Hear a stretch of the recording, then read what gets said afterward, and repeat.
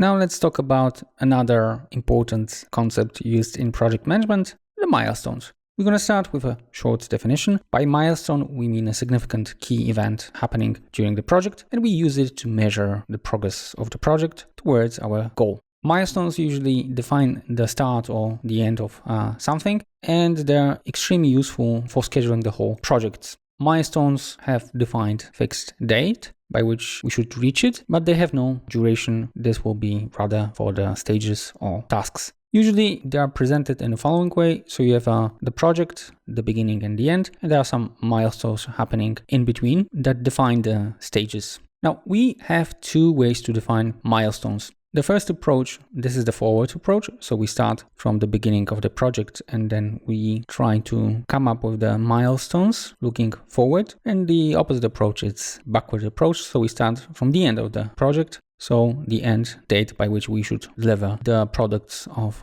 the project. Let's have a look at the forward approach. So we start with the project start date and then we define looking forward the milestones. So we've got the first, second, third and fourth. And obviously the last milestone will be project end date.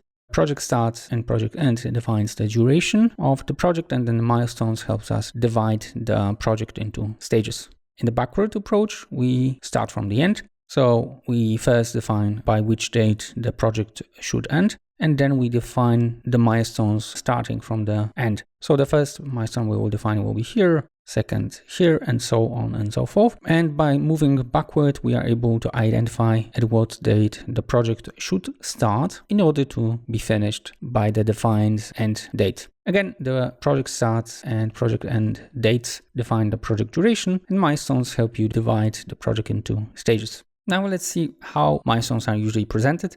So usually you create the so-called Gantt chart where you show the duration of the tasks. So here we've got weeks. Tasks are the squares, and we use diamonds to symbolize the milestone. And as you can see, this is a specific point in time. So there's no duration, there is a place in time. In this way, we also graphically are able to show the division between the stages. Now let's have a look at two case studies. In the next lectures, I'm going to show you the milestones for the case study that we have discussed. So wedding organization and then apartment construction. But before we move on to those case studies where we will show you our version, I would recommend to pause now the lecture and try to define milestones for those two case studies on your own. And once you're done with that, move on to the next lectures where you will have opportunity to compare your solution with ours.